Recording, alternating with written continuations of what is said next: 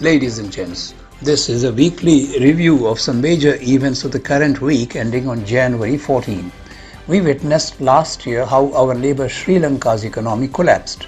No wonder people angrily marched to the presidential palace and threw out the corrupt and incompetent Rajpaksha family that had taken over the reins of power. The continent of Africa has many failed states too, like Somalia, South Sudan. Now the African giant Nigeria is also sinking.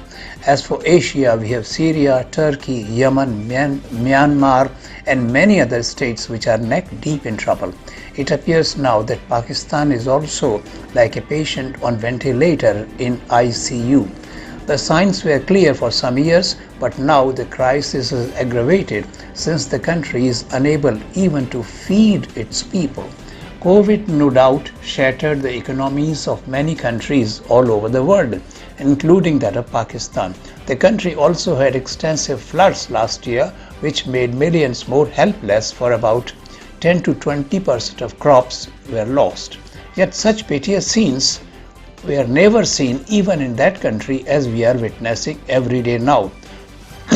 Wheat is the staple food of Pakistan, but there is no wheat. For the last few years, the country was importing about 2 to 2.5 million metric tons of grains, but the war in Ukraine has largely cut off wheat supplies from that country and Russia.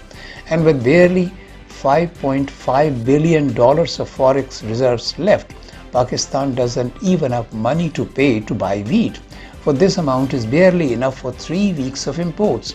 So we daily see stampedes of people on the streets in Khyber Pakhtunkhwa, Balochistan and Sindh. The situation is so bad that wheat loaded on many trucks has to be escorted by armed guards. Yet what they bring feeds only a few, while the others lie down on the streets and cry in desperation, unable to feed their children. In fact, even those who get the precious sacks of wheat are not always able to carry them back home, for others rush in to snatch them. Naturally, street fights for food can be seen daily in many cities. And even for those who manage to get wheat somehow, the prices are sky high. In Islamabad, for example, a sack of 10 kilos of wheat is costing rupees 15,000 and a 20 kilos bag rupees 28,000. In Balochistan, the same 20 kilo bag costs rupees 31,000 and yet it is not available. Now compare this with our own country, where the government is giving free rations for no less than 80 crore people for the last 2 years. So nobody is dying of hunger and the country moves smoothly on. In fact, it is on the way to becoming a global power and possibly the third largest economy of the world in the next few years. But then we have a strong and visionary leadership in our country. Pakistan, on the other hand, is a basket case of massive bureaucratic corruption and poor governance. Pakistan's bureaucrats and army generals have parked millions in Swiss banks. They have invested millions in business and properties in Pakistan also.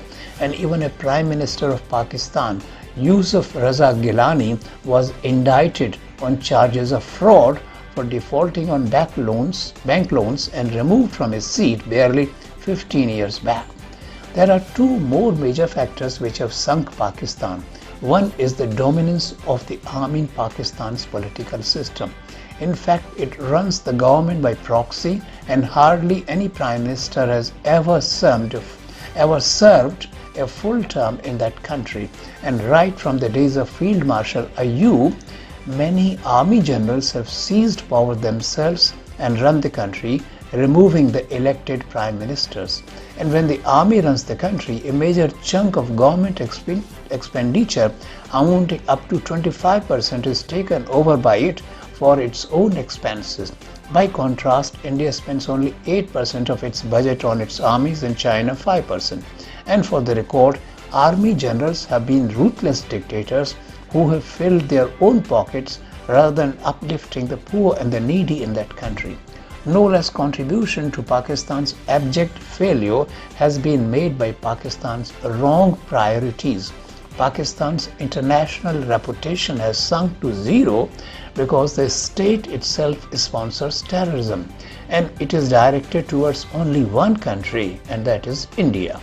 Over the years, Pakistan's ISI has spent billions of dollars to fund terrorist organizations like LET and Jaish-e-Mohammed and sending jihadis into Jammu and Kashmir and other states of the country. Also to finance separatist and terrorist organizations within India itself.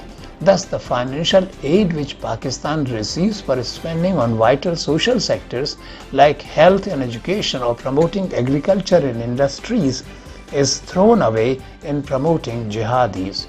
No wonder hardly any country or even international funding agencies like IMF and World Bank want to keep financing the heavily indebted country of Pakistan.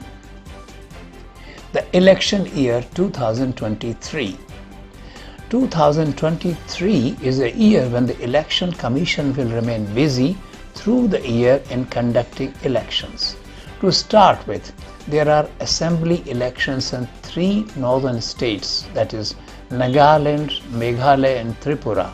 BJP rules in Tripura while it is in alliance with regional parties in the other 2 states, that is Meghalaya and Nagaland.